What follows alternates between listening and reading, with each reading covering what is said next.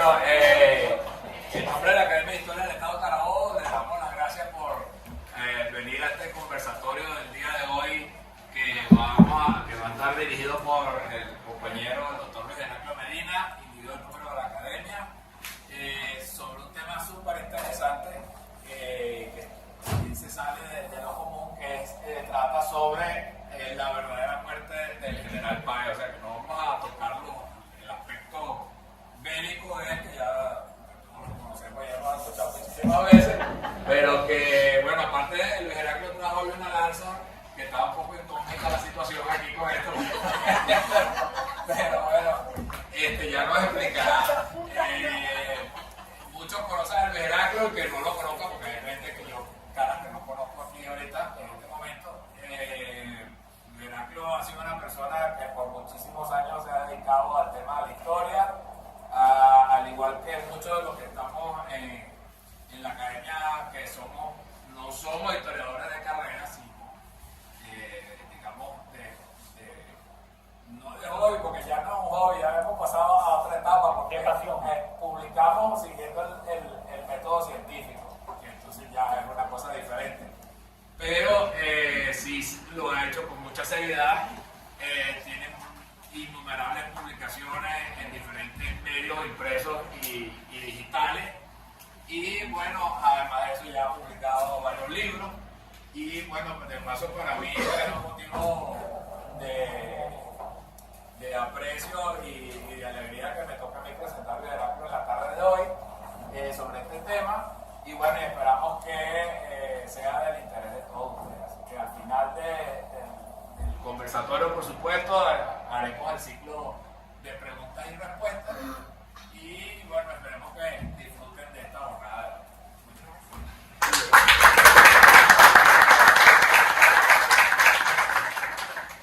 Bueno, buenas tardes.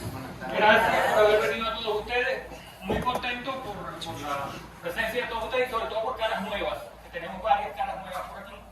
Eso quiere decir que estamos llegando, que está la gente interesándose más en la divulgación de los contenidos históricos. El tema de hoy es la verdadera muerte de Páez, o más largo sería las verdaderas causas de la muerte de Páez. A los efectos de publicidad se hizo así. Pero antes de entrar en la materia, yo les traje un plus, una nueva situación. Como decimos, una cosa que repite nuestro presidente Pepe, que mandó a excusarse porque está fuera del Estado de Carabobo, es que siempre cuando estamos estudiando historia conseguimos cosas nuevas de lo viejo. Yo les traje una cosa nueva, que fue para mí nueva también. Hay muchas escuelas que estudian historia de manera distinta, de distintas ópticas. Hay una escuela que se llama la New Military History, o la nueva historia militar. El principal exponente de esa escuela en Venezuela es el profesor y coronel Fernando Falcón, nuestro vicepresidente, y hay otros como Gonzalo Pulido, que tiene su monumental obra de La Mona a Carabobo, y hay otros varios. Yo humildemente trato de acogerme a esos preceptos de esas otras formas de estudiar la historia.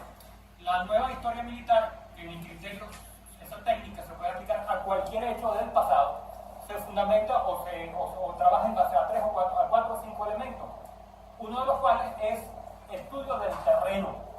Por eso ustedes me ven a mí a veces montado en una montaña, metido en una cueva, en una ruina por allá, porque para hablar con propiedad sobre cómo fueron las cosas del pasado, tenemos que conocer cómo fueron los lugares donde ocurrieron esos hechos. Aparte del estudio del terreno, también se estudia profundamente las herramientas, los instrumentos con los cuales se hizo la historia, y siendo historia militar, esas herramientas no son otra cosa que las armas. El arma con la cual siempre asociamos al general José Antonio Páez es la lanza. Siempre pensamos en Páez montado en un caballo y en una lanza. La lanza es muy poco lo que se ha estudiado, lo que se ha escrito de ella. Está conformada por 2 piezas, como ustedes pueden ver aquí. Déjenme ver si la puedo levantar sin sacarle un ojo a nadie. Esta es una lanza, la pieza de delante se llama cuchara, mojarra, metal si la llama, hierro, y la parte de madera que es el asta o el palo, como lo llaman vulgarmente también. La mojarra o la cuchara o la punta, ustedes la pueden haber visto en museos. Ahí está, no tiene mayor cosa que escribir. Dónde fue hecha, dónde no fue hecha, el tamaño, pero no es un punto interesante para lo que voy a conversar hoy. Cuando yo empecé a estudiar sobre las armas, la doctrina, en materia de derecho se dice la historiografía, la doctrina decimos en derecho, en materia de historia se dice la historiografía, habla de que las lanzas de Páez tenían entre 3 y 4 metros. Esta tiene apenas 3 metros, o sea que fuera 1 metro más largo todavía.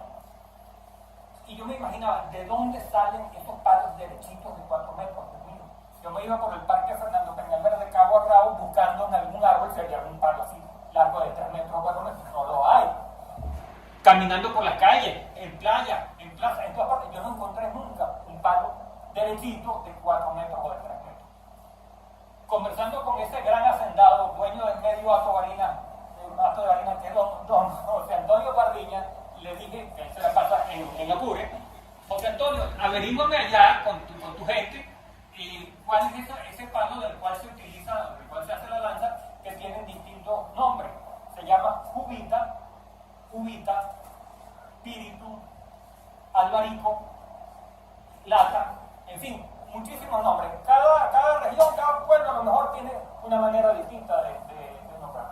Y entonces tuvo la gentileza de ir hasta allá, decirle a los vecinos de este lado, y nos trajeron esta muestra de albarico o cubita. Es un palo sumamente duro, sumamente liviano y flexible. Y bueno, por lo menos entonces ya sabemos de qué se hacían las lanzas de Guayanero. Los invito a cuando terminen, si quieren agarrarlo, preferiblemente afuera para que no tengan un accidente. Pero es un asunto muy interesante y ya considero que hemos aclarado un punto. Otro detalle que quiero decirles, a lo mejor uno cuando, y sobre todo cuando estaba en el colegio, que lo ponían, lo disfrazaban de llanero, agarraban con un palito de escoba y le ponían una pillita arriba. Eso no es de ese tamaño, eso era así, señores, 3 metros y 4 metros. Entonces hagamos un ejercicio intelectual, un ejercicio de pensamiento. Ubiquémonos en hace 200 años, que usted es un soldado de infantería, tiene un fusil que llega a apenas 80 metros. Un escuadrón de llaneros estaba conformado por aproximadamente 100 lanceros. Imagínense que ustedes son 20, 30 o 100 también, pero le vienen de allá para acá 100 lanceros desbocados a 30 o a 40 kilómetros por hora con 100 cosas de estas. Aquello debió ser absolutamente terrible y eso fue una de las causas que las fuerzas de llaneros eran tan invencibles en la zona plana. ¿Ok? Vamos entonces a entrar en materia.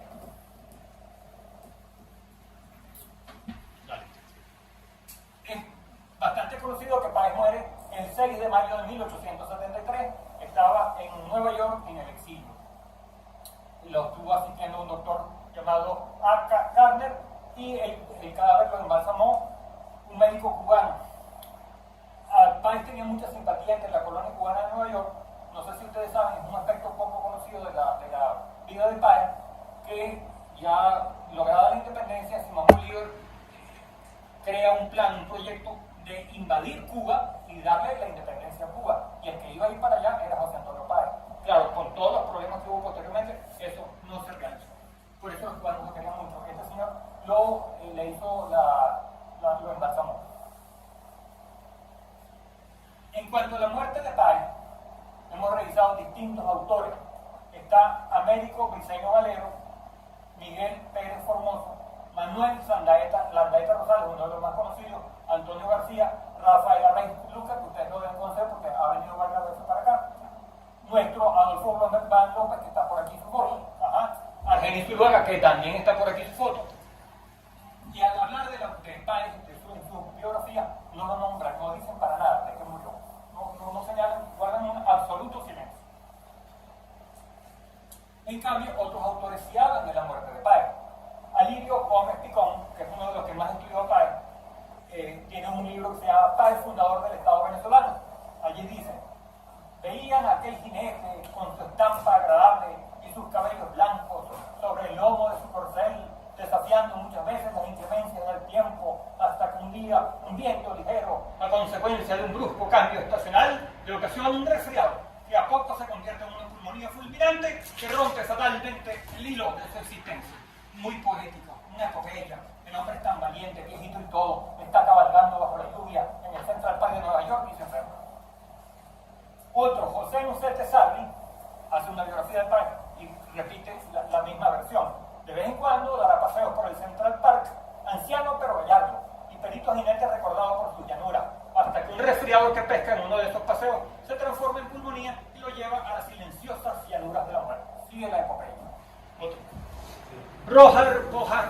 Roger Porras Belisario, en una obra que creo que no está en papel, está en digital, extraordinaria, serían de 400 y pico de páginas, describe toda la cronología de toda la vida del Páez. Dice: y repuesto de sus quebrantos, reinicia sus acostumbrados paseos a caballo en el Central Park, en uno de los cuales sufre un resfriado que termina con su existencia después de 13 días de guardar cama. No eran 400 páginas, son más, porque me dicen son las 652. Aliro Gómez Picón, otra vez, pero en otro libro de Páez, dice: moriría en Nueva York de pulmonía. El cíclope, no sé por qué le dice cíclope, porque no tenía un solo ojo, caería vencido. La ciencia sería impotente para librarlo de las garras de la muerte. ¿Cuál es el origen de esta versión? Así lo salió reseñado en un periódico de Nueva York de esa época llamado The New York Herald, el Heraldo de Nueva York. Pasa la otra.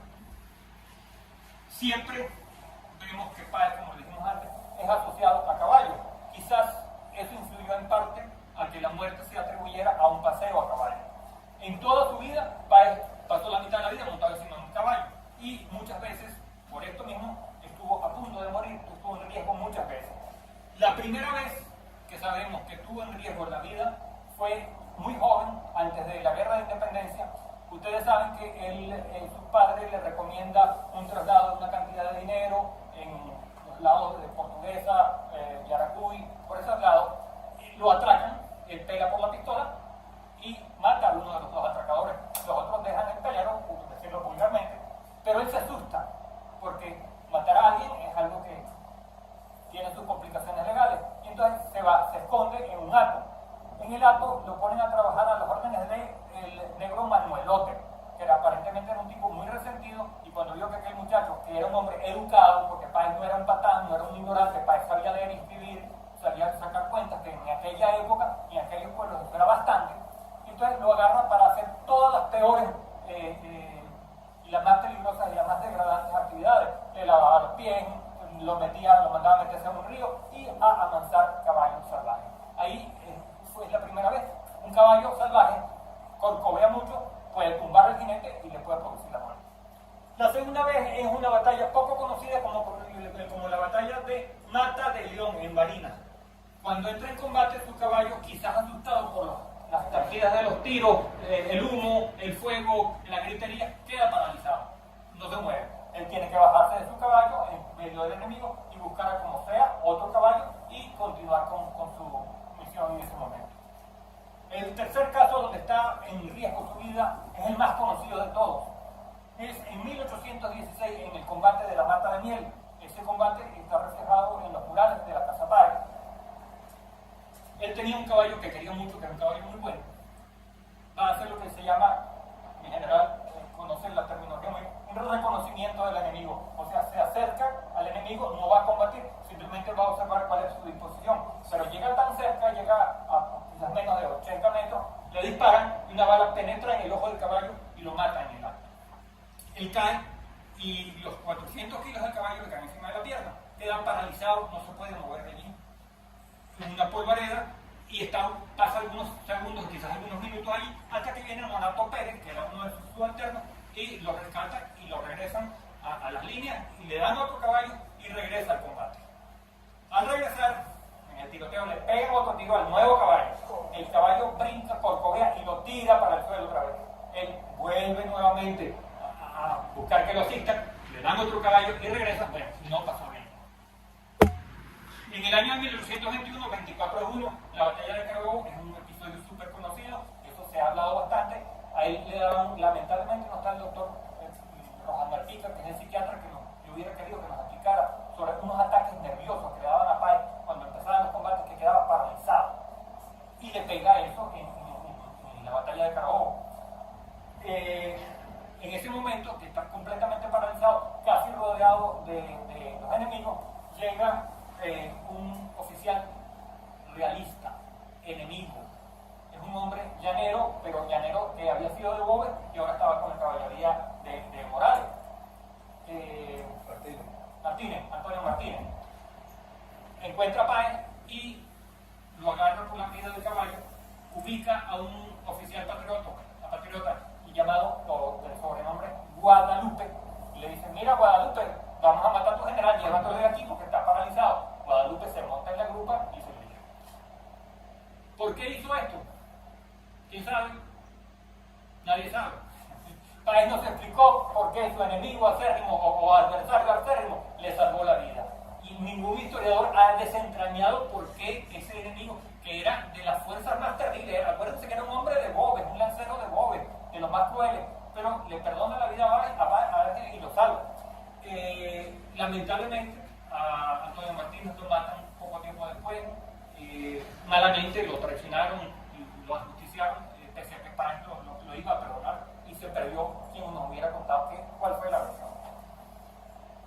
Terminada la guerra de la independencia, Páez sigue echando broma con los caballos. Aquí en Valencia, en el año 1827, estaba subiendo un cerro, no sabemos cuál cerro de Valencia, se cae con caballo y todo y queda muy aporreado. Tanto así que le escribe a Bolívar y le habían encomendado una misión, una actividad que tenía que hacer. No puedo porque estoy inutilizado, porque quedé muy aporreado a raíz de este accidente que tuve a caballo. Al año siguiente, vuelve a caerse del caballo, esta vez coleando todo. Sí. La coleadera de todo es un deporte extremadamente peligroso. Te puedes caer y te golpeas, te puedes caer y te pasan por encima de los caballos, te puedes caer y el toro es el que te cornea o te pisa, en fin, es peligrosísimo.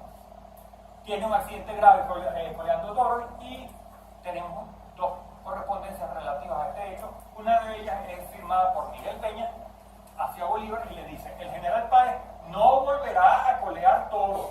Todos sus amigos le han pedido este favor y él lo ha ofrecido. Su caída no ha dejado de producir malas consecuencias.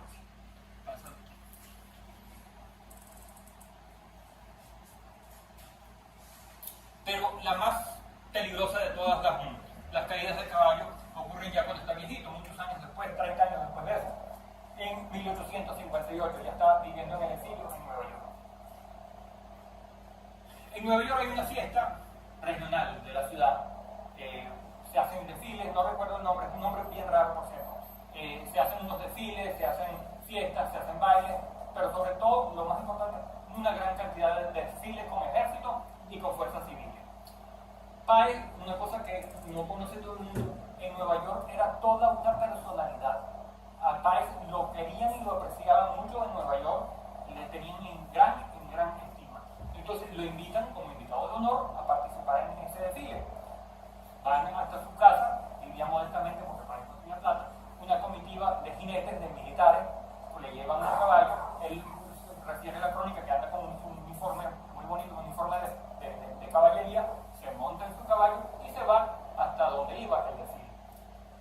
Lo acompaña el comandante del ejército en Nueva York, que era el jefe del desfile, pero en un momento, por alguna de esas cosas que ocurren, el caballo se cae del lado derecho, cae sobre la pierna del general y quedan unos segundos allí. Yo les confieso, no soy jinete, yo me he montado a caballo en mi vida 4 o 5 veces. Vengo de una familia de jinetas, pero me explicaban, padre y abuelo, que eran jinetes empedernidos, que el caballo se maneja, uno que es hombre de ciudad, cree que el caballo se maneja con la rienda, no señor, el caballo se maneja más que todo con las piernas. Páez, con rienda y con piernas, logra que el caballo se levante sin bajarse del caballo. El caballo se para, pero ese caballo está bien enfermo, no se sabe qué es lo que pasa, se vuelve a caer, pero ahora se lava y pierde. Páez vuelve a tratar, logra que el caballo por tercera vez se levante y el caballo se vuelve a caer otra vez sobre la pierna izquierda. Ahora Páez no se puede levantar. Queda tirado en el suelo, tienen que venir a rescatarlo, lo agarran, lo levantan y se lo llevan en hombros hasta el hospital. Dale la otra.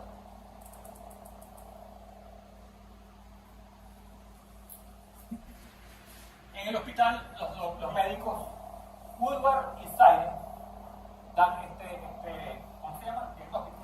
Diagnóstico. Una dislocación región del dedo grande del pie izquierdo, con una laceración extensiva de los tegumentos de un carácter muy serio. Hay una contusión extensiva y esquimosis, y es imposible decidir en este momento cuáles serán los últimos resultados.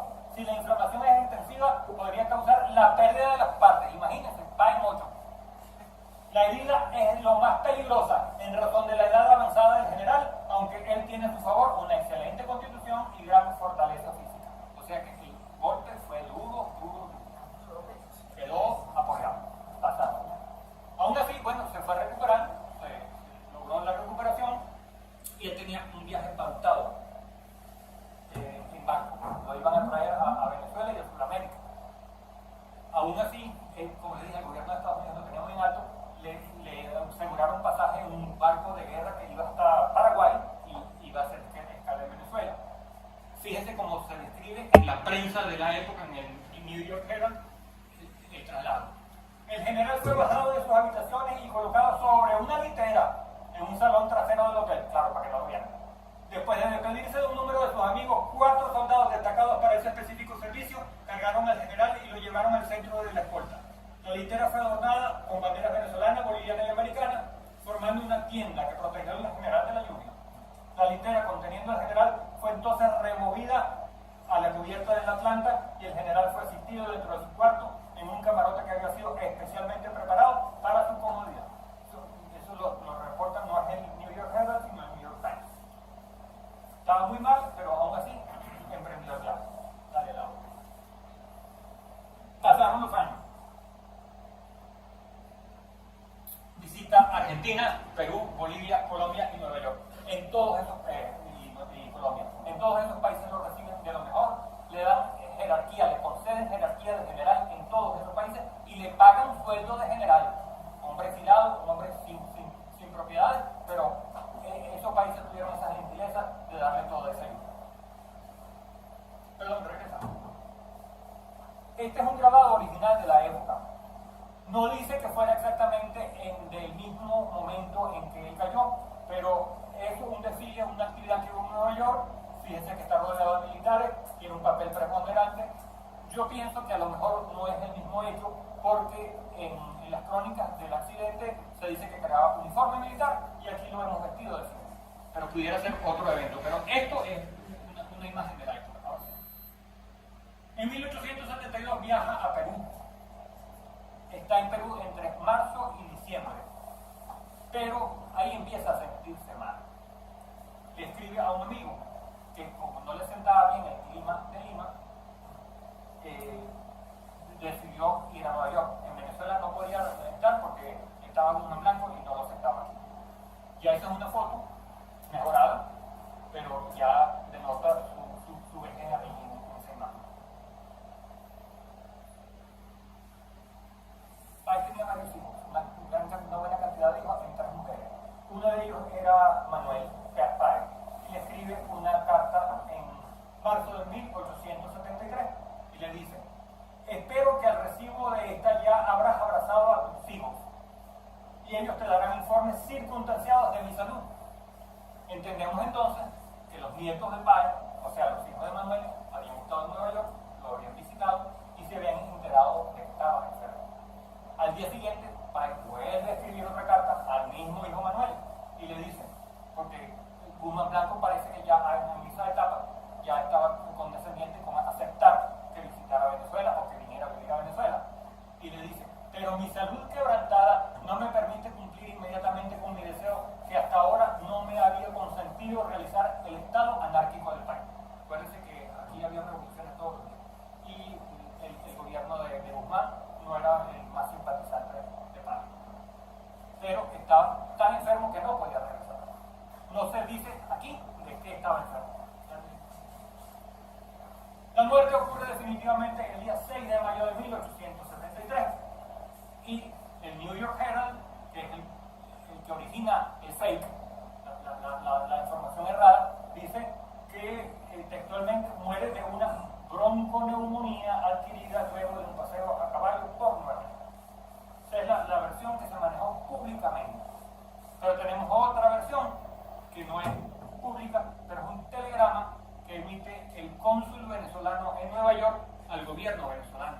a la Cancillería, que dice: con mi más profundo dolor doy a usted la triste noticia de que a las 7:30 de la mañana del 6 del corriente falleció en Nueva York el ciudadano general en jefe José Antonio Páez, que resulta de una inflamación de la vejiga. Nada de estar paseando como un héroe en el centro del parque. Murió porque no podía hacer pipí, vamos a decirlo. Y claro, resulta mucho más poético, mucho más heroico decir que era un resfriado por estar cabalgando bajo la lluvia que decir que el pobre hombre no puede hacer pipí. Políticos son políticos. Habiendo estado en cama 3 días, falso que estuviera 3 días. La información que conseguimos fue de 13 una y de 16 otra. Entonces, no. Ahora bien, ¿cómo entendemos cuál de las dos versiones es la cierta? Para eso, yo formo parte de un equipo, de una gente que investiga historia, que se preocupa por el pasado de Venezuela, por el presente de Venezuela y por el futuro de Venezuela, que se llama Venezuela Inmortal. Tenemos una página web y participamos en todas las redes sociales. Formando parte de este equipo, nos metimos en el Departamento de Salud del Estado de Nueva York. Y ahí conseguimos la prueba de oro. El acta de defunción de José Antonio Páez. Acta mata versiones mi inglés no es muy bueno, pero básicamente dice el Departamento de Salud de Nueva York, certificado de defunción, en nombre general señor José Antonio Páez, edad 84, ocupación caballero, sí, lugar de nacimiento de Venezuela, enfermedades causantes de la muerte. La primaria, prostatitis, y la secundaria, cistitis. Entonces, esto sí ya es contundente.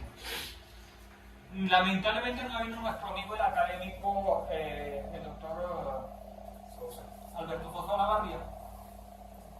Él me dijo: para mí, como médico, esto no es prueba de la muerte, porque yo necesito un protocolo de autopsia para ver qué fue lo que encontraron, qué fue lo que había, qué fue lo que no había.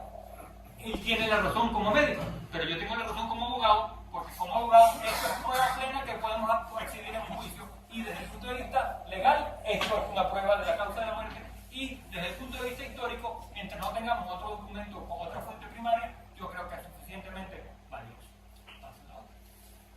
De todas maneras, le consultamos a varios de nuestros conocidos y amigos médicos. Maribel Baute, todos ustedes la conocen, la profesora doctora Sabatino, dice igualito que me han dicho todos: no puedo emitir una opinión contundente, pero en base a lo poco que me dan, podría ser una infección urinaria baja que involucre la vejiga y una hipertrofia prostática, próstata grande, que induce a obstrucción o retención de la orina y por eso se infecta. Y luego pudo haber producido una insuficiencia renal crónica, además de una sepsis o infección generalizada con falla de múltiples órganos, pero son muy pocos elementos y no describen sus síntomas ni la causa de la muerte, solo conjeturas. Claro, yo salvo su responsabilidad porque es verdad, ella necesita otros elementos probatorios. Pasa el otro. Bueno, el doctor Alberto Sosa, eso fue lo que me dijo. Si especulo, yo diría, según la nomenclatura actual, porque esa es otra cosa, la nomenclatura de hace 200 años, 150 años era distinta a la que usan ellos ahorita. Paro cardiorrespiratorio debido a septicemia y shock séptico, debido a obstrucción urinaria, debido a cáncer de próstata versus, no sé por qué dice versus hiperplasia prostática severa. Factores concomitantes, edad alta. Páez muere, no tiene plata, no tiene dónde lo entierran. Hay gente que colabora con él y lo inhuman en un panteón, en una bóveda, en el cementerio llamado, no recuerdo bien, no lo conozco ahí. Okay, más adelante creo que sí lo tenemos. Y en la noticia de la prensa que salió en Nueva York en esos días, dice: sin embargo, descansará finalmente en su país natal, porque es de esperarse que el gobierno y el pueblo reclamen los restos del gran patriota. Pasaron los años, empezaron a pasar los años. En 1881, un nieto de Páez, Francisco P. Páez, le escribe a Guzmán Blanco. Guzmán Blanco estuvo mandando como 30 años. Todavía estaba mandando. Creo mi deber para con la patria imponer a usted como su primer magistrado del riesgo inminente que corren de perderse los restos de este servidor de la independencia suramericana. Se me ha enviado de Nueva York la cuenta de lo que se deuda por el depósito del cadáver en el Marble Cemetery, y se me urge por el envío de la suma, pues por el contrario irán a la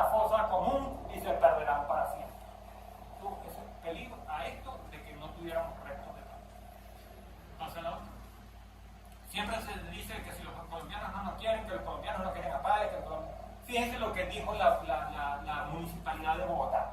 La Municipalidad de Bogotá ofrece el lugar más distinguido en los cementerios públicos de la ciudad, en la extensión que sea necesaria, para que se levante un monumento digno de contener los restos mortales de aquel valiosísimo general.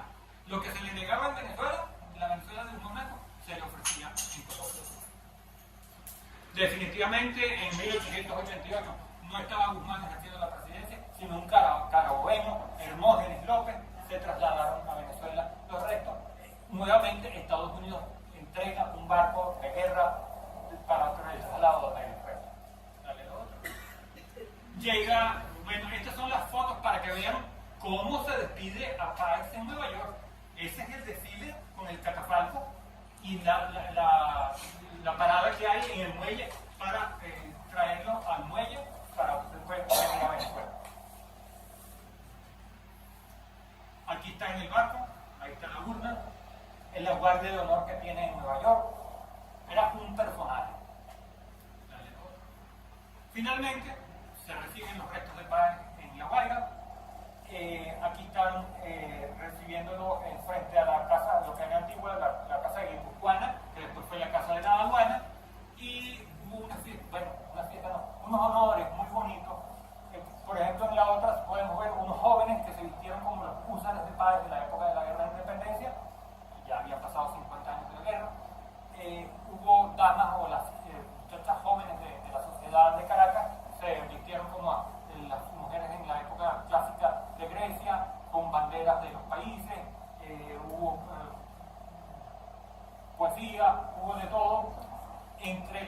Me llamó la atención, entre las muchachas que estaban formando parte de los comités, estaban 3 sobrinas de Luisa Cáceres de Argumedo y otros descendientes de otros próceres. Finalmente, en 1973, tiempo histórico que para historiadores es ayer por la tarde, en tiempos del doctor Rafael Caldera, en su primer gobierno, se levantó un monumento de mármol en el Panteón Nacional, donde estuvo reposando por mucho tiempo sin mayor reconocimiento, y es una obra en mármol blanco, espectacular, bellísima, y aquí está el doctor Caldera recibiendo unos bienes que pertenecían al general Páez de algunos de sus descendientes. Hay una anécdota, se la cuento, pero no la suscribo, que cuentan que cuando estuvieron trasladando del nicho donde estaba hasta el lugar donde le hicieron este monumento, abrieron la tumba. Y eso lo cuentan nuestros historiadores y en otras partes.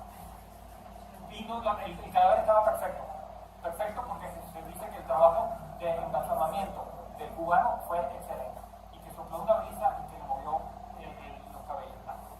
Eso es un cuento que no es oficial, pero posiblemente tenga algo de cierto. Yo creo que ya terminamos.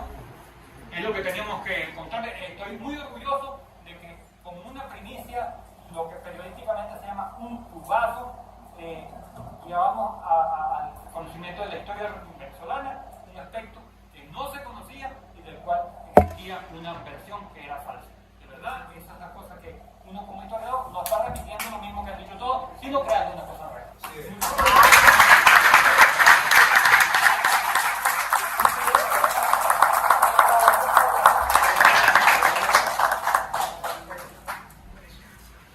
Se abre el debate, alguien se quiera comentar, adelante, general. Bueno, ante todo felicito al apreciado colega, divulgador académico de Heraclio Medina por esta exposición que nos ha manifestado el conocimiento de este detalle de la muerte del centauro Páez. Y como bien lo dijiste, lo entierran casi en una fosa común y gracias a un carabobeño, Hermógenes López, luego de 15 años que estuvieron a punto de ir a una fosa común, trae los restos de Páez al sitio donde debe estar en el augusto Panteón Nacional. Entonces vemos cómo nuestros grandes paisanos, Bolívar no podía venir a Venezuela, está proscrito, si no Venezuela es fusilado. Miranda muere en la Carraca, cuyos restos todavía el cenotafio espera por él. Sucre es una mina emboscada en Berrueco. Simón Rodríguez fabricando velos para dar la luz que antes daba con la enseñanza. Nuestros grandes personajes mueren fuera del país. Y en vista de esta situación, el poeta del pueblo, Andrés L. Blanco, dijo: yo no sé qué pasa en Venezuela, en el medio, en el centro, que el hijo bueno muera afuera y el malo adentro. Entonces fíjense que los grandes personajes murieron fuera del país. Y estás aplicando también aquello de que la historia pide que nosotros hagamos historia.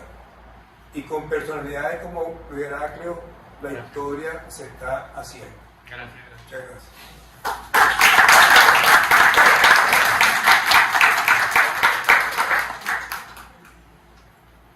Bueno, yo quisiera que el doctor Cruz me diera su criterio sobre la camisa de 12 varas. Hay dos cosas que habría que tocar en la parte médica, ¿no? de José Antonio Páez. La primera, el tema de las cosas que se decían, que si tenía epilepsia, que tenía convulsiones. En primer lugar, para el primer caso de él de salud, es muy difícil especificar, como dicen, o sea, prácticamente imposible decir, no, sí, que es una epilepsia y una convulsión. Sin embargo, no hay, por lo menos yo no lo he leído, porque dice uno no puede, es imposible uno tener el conocimiento absoluto de las cosas, y sobre todo dependiendo que cada uno de nosotros tiene un área de investigación específica y hay un detalle que se le puede escapar. Pero en el caso de nuestra historia de independencia, yo no recuerdo haber leído algo o algún momento que sí, que Páez tuvo convulsiones, pero nadie especificó ni detalló si realmente registró lo que es un ataque de convulsión tal cual, como tal, de la convulsión, que cae en el piso, que es los movimientos tónico-clónicos, que si tiene la boca sale espuma y todo ese rollo, ¿no? No hay ese registro. Lo que pudiera ser en aquel momento, que como no hay ese registro, dice la gente que es impresionada, dice, no, mira, que se cayó en el piso y empezó a botar espuma por la boca y no sé qué, sino que a lo mejor lo que a él le pasaba, que era que tenía, sí, que es una forma de epilepsia, que es lo que se llaman las crisis de ausencia, donde él se queda desconectado del mundo. O sea, una crisis de ausencia que una persona está hablando aquí con nosotros y de repente le viene el ataque y se quedó desconectado del mundo. Tú le dices, mira, fulanito, y el tipo no te responde, le hace así, no mueve los ojos para ningún lado, se queda desconectado del mundo hasta que él vuelve otra vez en sí. Probablemente a él lo que le pasaba era eso, y a lo mejor en plena batalla le vino la crisis de ausencia y se quedó así paralizado. Pues bueno, después cayó porque el caballo moviéndose y él paralizado, evidentemente tiene que haberse caído, pues. La única forma. En la segunda parte del tema de lo que aparece en el registro, lástima que yo no sé si a él hicieron una autopsia. Pareciera que no. Pareciera que no. A Bolívar se le hicieron la autopsia, pero a Páez no. Por lo que se ve, ¿no? A menos que tendría que ir a Venezuela Inmortal de nuevo a preguntar el protocolo de autopsia si lo llegaron a hacer. No lo hicieron. Pero el caso, si hacemos una secuencia lógica del tema de lo que ellos ponen ahí, que dicen una prostatitis y una cistitis. Entonces, una prostatitis, que es inflamación de la próstata, puede ser por una causa benigna o causa maligna, pero igual el crecimiento de la próstata va debajo de la vejiga, y al aumentar el tamaño de la próstata va a hacer que la persona se le dificulte orinar, y al dificultarse orinar, esa orina se acumula allí y es un caldo de cultivo para infección. Entonces le da una infección bacteriana en la vejiga que para el momento a lo mejor no la supieron tratar, y esa infección, aunque parece una bobería, porque hoy en día tratar una cistitis es como una gripe, pues, o sea, una cosa muy sencilla, esa infección se empeoró su cuadro y se convirtió de una simple infección urinaria a lo que dice Sosa Olavarría, a convertirse en una sepsis, que pasa la infección bacteriana que está en el tracto urinario, pasa a la sangre, y al pasar la sangre ya así se enredó el papagayo, porque, o sea, tienes que contar que también Páez tiene 80 y pico de años. En esa época no había terapia intensiva, no había antibióticos, no había meropenem, ni nada de esa broma. Entonces, evidentemente la infección se lo tuvo que haber llevado por delante. Así que eso es la secuencia lógica pues, de lo que podía pasar a partir de una inflamación de próstata, a una cistitis, a una infección urinaria, y lo que puede ocurrir una infección urinaria si no la paran. Quizás un atleta que murió en París en agosto de 1945 murió de una litiasis vesical, orinaba sangre. Es más, cuando él viene en la concentración de Carabobo, en Canóvana le entrega el mando de la división al coronel Antonio Rangel, porque siempre estaba mal, y orinaba sangre y murió él tan así que le quitan un cálculo del tamaño de una pelota de ping-pong. Eso está en el museo de atleta de Maracaibo, quizás muere igual. Y la última lección de honestidad de Urdaneta fue ordenarle a sus dos hijos, Rafael y Luciano, que devolvieran el dinero de la comisión para llegar a España, para el reconocimiento de la independencia de Venezuela, y su le ordena que ese dinero lo utilicen los muchachos para estudiar, y se graduaron en París de ingeniero los dos. Eso es lo que se llama el primer acueducto de Venezuela en Coro, en Cabo Delgado. O sea que Urdaneta murió casi en condiciones parecidas a la de Pai. Y la lanza llanera, como dice el Heraclo, mide, o se utilizaba con los metros llaneros, medía de 3 a 4 metros, en contraposición con la española que apenas medía 1,75. A veces cuando el llanero lanzaba el ristre, su lanza a veces atravesaba a uno y a otro más, por la velocidad con que venía avanzando a caballo. Páez, en su reporte de la que será el medio, dijo que él puso a morder polvo a 45 adversarios el 2 de abril del año 19 en la que será el medio. Solamente Páez. Quedaron en el terreno 450 adversarios, todos venezolanos. Profesor Nino Incani, ilústrenos con su sabiduría.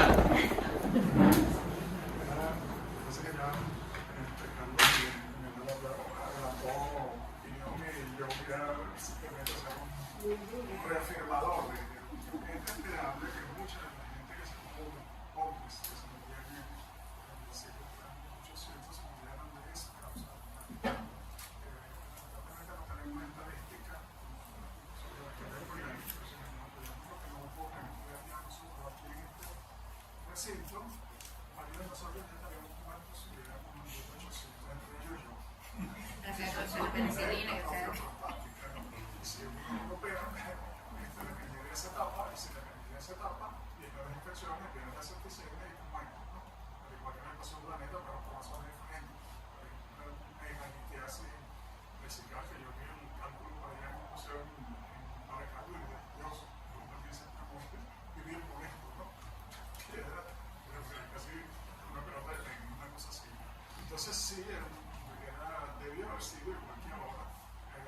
Que hay un factor condicionante en tiempos modernos que desconocemos, que es la hipertrofia prostática diversa y su consecuencia debe ser una causa de muerte de los hombres de talla química. Es decir, que no está bien que ese descubrimiento que acabamos de hacer sea parte de la historia natural de la causa de muerte de un país humano. Pero yo haría una pregunta que sigue siendo parte de nuestra historia, ¿no? La parte masculina, esa parte de la próstata. En aquel entonces se podría entender por el tipo y la forma como se manejaba el cuidado en todos los aspectos, especialmente estar tantas horas y a veces con tanta violencia sobre un caballo. Pero porque ahora sigue siendo una de las particularidades que todavía es masculina. No está en el caballo, no está en el caballo. Bueno, la moto, el caballo, casi por allí, ¿no? Pero la mayoría es en carro. Entonces yo diría, es algo que en sí lo lleva el ser humano como tal dentro de su género, ciertas particularidades, ciertas enfermedades que aparecen y causas de muerte. En los aparatos esto llaman obsolescencia programada. Creo. Programados para que nos acabemos. Pero a ese nivel, ¿no? En esos órganos específicos. Porque son órganos específicos, son en sitios específicos, ¿no? El llanero. Era, ahora cuando hablaste del caso de Carabobo,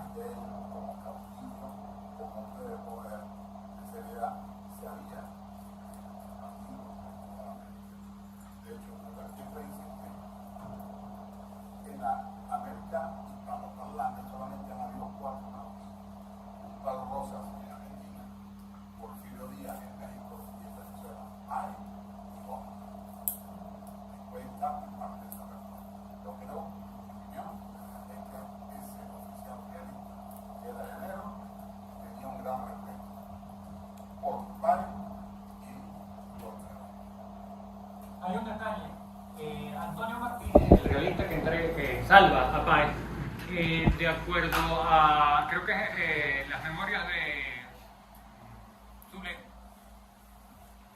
se había carteado con un compadre suyo que era oficial patriota, no Páez, otro, no recuerdo en este momento qué era. O sea que esta gente se conocían entre ellos, se trataban, bueno, a lo mejor como nosotros conocemos y nos tratamos con el que pertenezca a otro partido político, manteniendo las diferencias.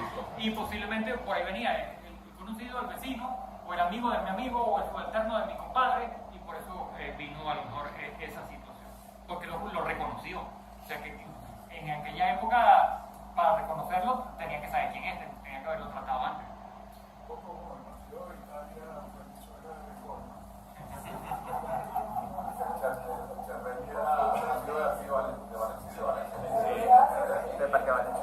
Hay un detalle para los médicos y para los que no somos médicos, lo leí, no sé qué tan cierto sea, que Páez de jovencito lo había picado una culebra y que supuestamente... ¿Ah? Mordido una culebra. Bueno, cierto. No es abeja, es cornillo. Aceptada la corrección. ¿Qué tanta influencia puede tener eso psicológicamente o somáticamente en lo que supuestamente le pasaba a Páez? Especulen. No sé, yo leí por ahí que decía que él le tenía trauma. Por la mordida que había tenido de joven. Es más, supuestamente cuando le servían pescado le daba el mismo yello, ese en términos médicos. ¿Y qué tipo de culebra? No. Evidentemente que no fue venenoso porque no lo mató. Sí, pero es un toque neurológico importante. Sí. Neurológico. Bueno, no sé si alguien más tiene alguna intervención. Bueno, el 27, pero sí.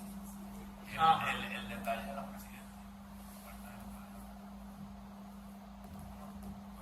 No lo dijiste en público, lo dijiste en privado. Que hay un dato curioso, que en Nueva York han fallecido 5 presidentes de Venezuela: José María Vargas, José Antonio Páez, Isaías Medina Angarita, Rómulo Betancourt y Carlos Andrés Pérez. Una cosa increíble. Sí, algo nos une. Pero sabes que si se hace presidente no se va a para Nueva York, se va a poner Bien, vamos a decirlo de esa manera. Sí, correcto, la invitación. Bien, la semana que viene hay varias cositas, aparte del Día de Valencia, por supuesto, es parte del Día de Valencia, pero van a haber tres días de eventos vinculados con la academia. Todos van a ser en la Casa de la Estrella, por cierto. El 24 y 25 va a haber un ciclo de conversatorios sobre Valencia en la mañana, en homenaje pues, al Día de Valencia. Después van a salir por las redes, ya mañana o el viernes van a salir los flyers de invitación con los diferentes conversatorios que van a haber. ¿Y los ponentes? Los ponentes son el doctor Luis Heraclio Medina, está José Antonio Gómez, está el padre Luis Manuel, está el ingeniero Evencio Díaz, estoy yo también. Y el viernes hay un acto muy especial también en la Casa de la Estrella, que va a ser la incorporación como el video del número de la academia de nuestra querida amiga Daniela.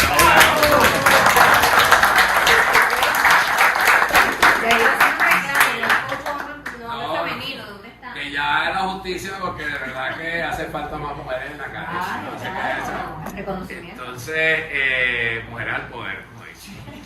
Es verdad que sí hace falta mujeres en la academia. Además, hay mujeres en Venezuela, escritoras, historiadoras importantes que han hecho buenos trabajos, que se necesita que se hagan más visibles, ¿verdad? Y se les reconozca también, porque también a veces hay mucha mezquindad.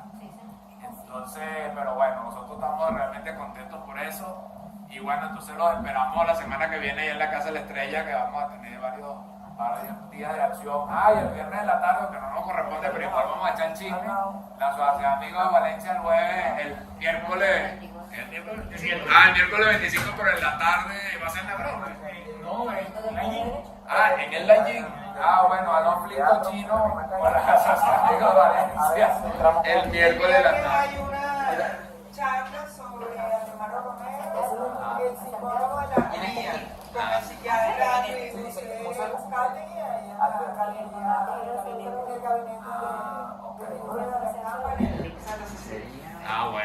vamos a tener una semana bien movida. ¿Tiene los temas de la Semana de Valencia? Sí. Ay, qué bueno. El padre Luis Manuel va a hablar de los 140 años del obispado y arzobispado de Valencia. El padre Luis Manuel va a hacer la presencia de los vascos aquí en San Joaquín y Valencia. Luis Heraclio va a tener un tema bien interesante sobre la criminalidad que hubo en la época colonial, tanto en Carabobo como en la ciudad. José Antonio va a hablar sobre el acueducto de Guzmán Blanco y yo voy a hablar sobre la Inquisición en la Nueva Valencia. Es más candeloso. Sí. ¿Y la Inquisición en qué periodo? En el periodo colonial. Ah, ok. Sí. Entonces, bueno. Todas las ponencias son de los 300 años de la Sí, Corona. 300 años. Y Daniela, que va a ser como el tema del título de tu Un compromiso con nuestra herencia civil. Eso es, magnífico. Interesante. Importante también rescatar, tenemos dos misiones. El tema de las mujeres, de ponerlas en su justo lugar en la academia. Gracias. Y en segundo, rescatar nuestros héroes civiles. Porque ese es un problema que hemos tenido arrastrando hace mucho tiempo, de mucho militarismo, y tenemos muchos ejemplos de grandes héroes civiles en Venezuela que tenemos que rescatar. Empezando por el 7 días de Así es. Estoy de acuerdo, estoy de acuerdo. Bueno, Bueno, pueden pasar, tenemos aquí un pequeño obsequio para los asistentes que tuvieron la amabilidad de acompañarnos. Una lanza. ah, que queda. Que sea más pequeño, que sea más pequeño.